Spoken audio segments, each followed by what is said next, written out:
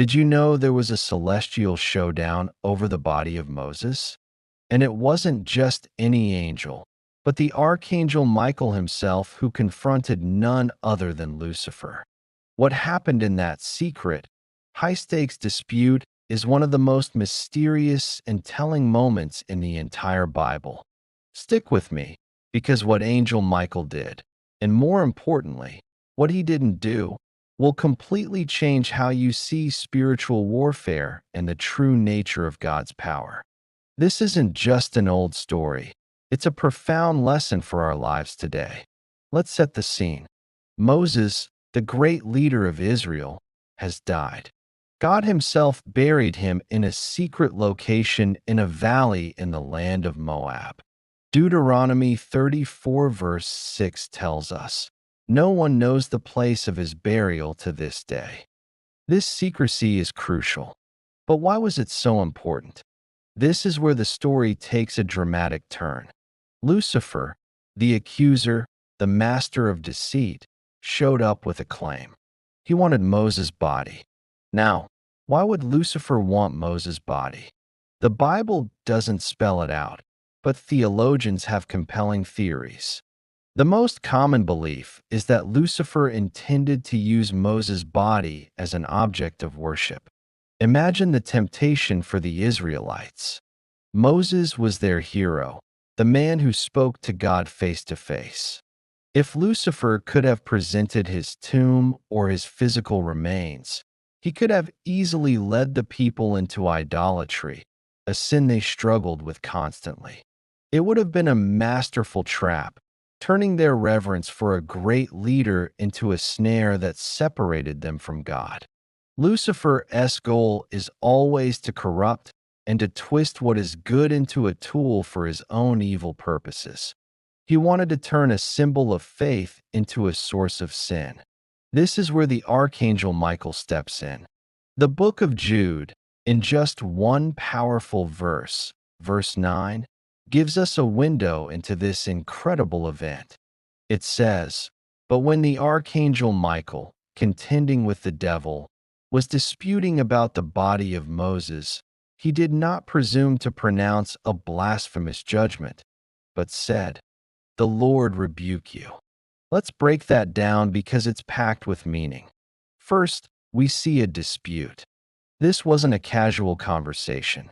It was a legal, intense argument. Lucifer, the devil, which means accuser, was likely making a legalistic claim. He might have argued that since Moses had sinned, remember when he struck the rock in anger instead of speaking to it? He had forfeited his right to a holy burial, and therefore, his body belonged to the domain of the accuser. Lucifer is a master of using half-truths and twisting God's law to make his case. He's always looking for a loophole, a technicality, to assert his authority. So here we have the two most powerful created beings in existence, face to face.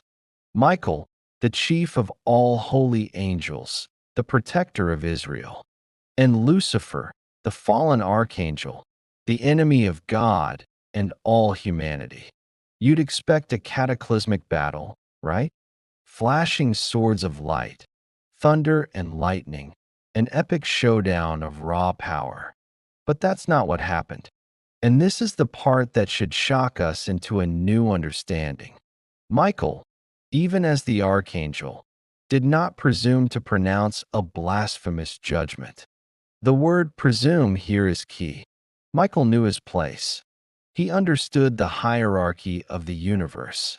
Despite Lucifer's rebellion and evil, Michael recognized that Lucifer was once a high-ranking angel, and ultimate judgment belongs to God alone. Michael didn't resort to insults. He didn't boast of his own power, and he didn't try to condemn Lucifer on his own authority. He refused to step outside the bounds of his God-given role.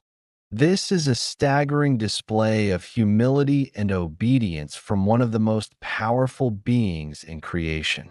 Instead of fighting on his own terms, what did Michael do? He said 5 simple but universe-shaking words.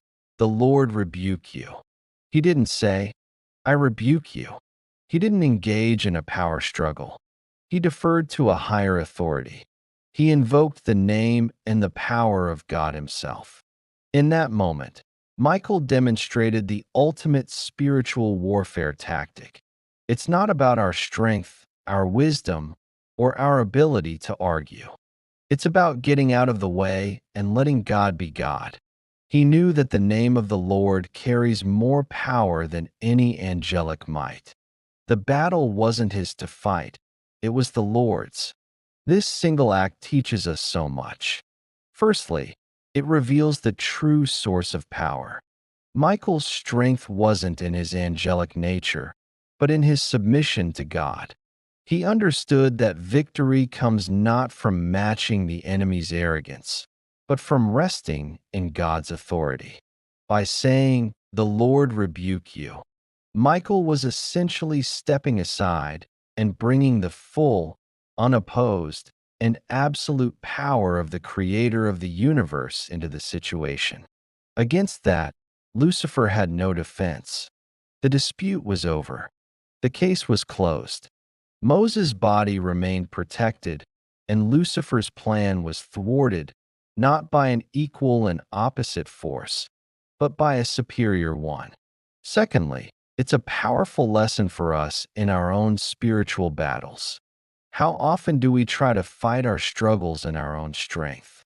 We argue, we strive, we worry, we try to outsmart the temptations and accusations thrown at us.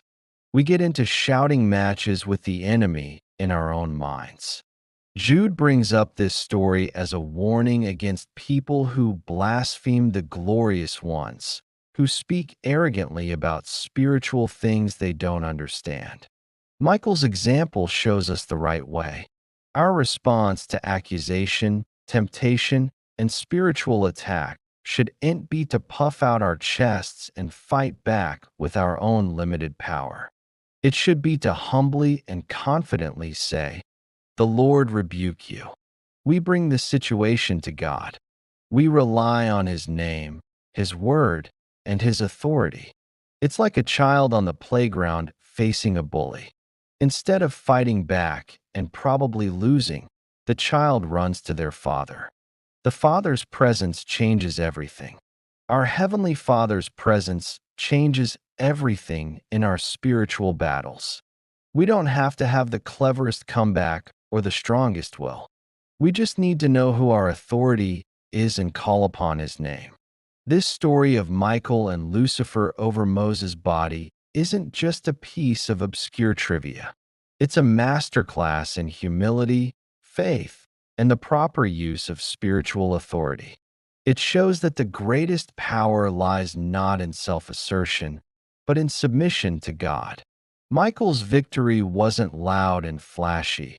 It was quiet, decisive, and absolute, because it was God's victory.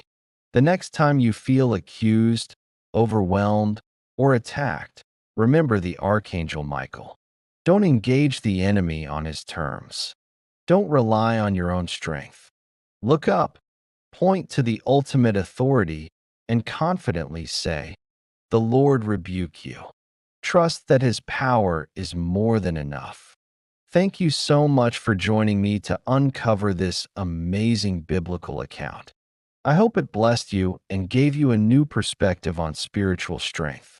If you found this valuable, please give this video a thumbs up and don't forget to subscribe and hit that notification bell so you wouldn't miss our next deep dive into the scriptures. See you in the next video.